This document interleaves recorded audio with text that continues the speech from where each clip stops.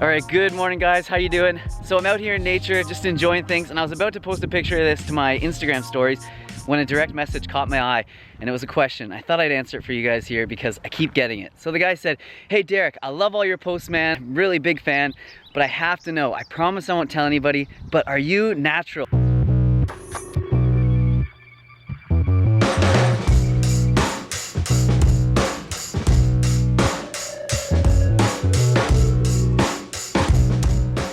So this definitely isn't the first time I've got this question, and I get it. A lot of people that are on YouTube and a lot of people that are in the fitness industry definitely use performance enhancing drugs. I mean, it's their business, it's our livelihood. The more views, the more likes, the more attention we get, the better we will grow and the more money we'll make, the more people will reach. I get that. So I understand people are suspicious.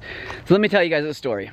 When I was young, I saw Arnold Schwarzenegger, I saw Flex Wheeler, I saw all those guys, and I saw the massive muscles that they have. And I figured, wow, if I just become a bodybuilder, dedicate my life to that someday, when I'm not like 10 years old, I could probably look like that, and I could have big muscles like these guys. So fast forward a few years, and I'm getting into high school, and I'm starting to work out. I want to impress the girls, and I start lifting weights, and I start seeing all the supplements, and I start seeing all these guys in the supplement advertisements and on the boxes, and then I realize there's probably something more to this than just lifting weights. These guys are on all these supplements. So of course I buy into some of these supplements, and I keep working out, and then I learn that these guys are probably taking steroids. And not only are these guys probably taking steroids, but I'm hearing about tons of other people that are taking steroids. All the professional athletes that I know. There was like Jose Canseco back in the day, Mark McGuire, if you guys remember Ben Johnson, the sprinter, and of course Lance Armstrong, we all know him.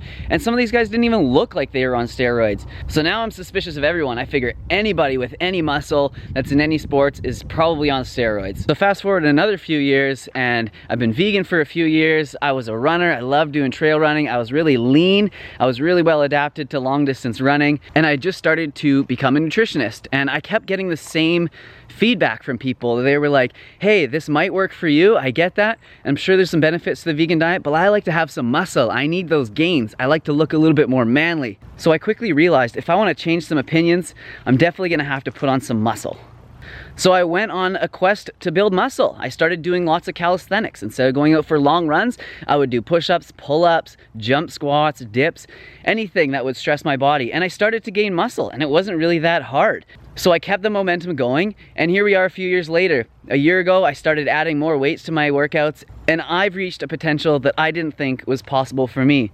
So now I'm back to not knowing who's on steroids, and I like it that way, because honestly, I don't care. I know that if I am performing the best that I can and I'm trying hard, I am gonna reach my potential no matter what. And it doesn't matter what he's doing, it doesn't matter what she's doing or the results that they're getting. I'm doing my best, and I'm gonna get those results. So of course I don't agree with like people taking steroids and then lying about it. I mean, bodybuilders and people that have sponsors, of course they're not gonna say that they're doing something illegal, or else they're gonna lose all their sponsors. But if someone's just trying to sell a program or sell their idea or sell like a product, they're using some performance enhancing drugs to sell that to people, to unsuspecting buyers that think that they're gonna get the same results if they take this product or follow this program, then yeah, of course that's unfair. So many of you have probably heard about like the fat-free mass index. It's kind of a equation that people use to figure out if people's muscle mass is obtainable naturally. It's a simple equation. There's lots of calculators online you guys can check out, and it sort of calculates your height, your weight, and it uses your body fat percentage, and then it gives you like a number very similar to body mass index or something like that. So 20 to 21 is considered above average, 22 is excellent, 23 to 25 is superior, 26 to 27 is suspicious, and then if you're over 27, you're at 28, then you are pretty much 100% on steroids, or you're a freak of nature and need to be studied for science.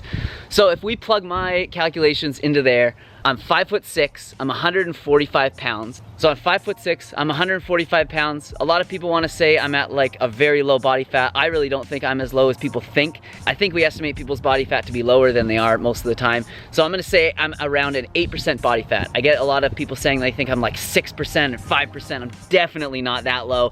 I'm probably closer to 9 or 10%, but we'll say 8 just to be generous. So if you plug my numbers into that calculator, I'm at a 23. I'm considered at the very low end of superb, not even close to being suspicious. If I wanted to be at that low end of the suspicious range, I would have to gain 30 pounds of lean muscle mass without changing my body fat percentage at all.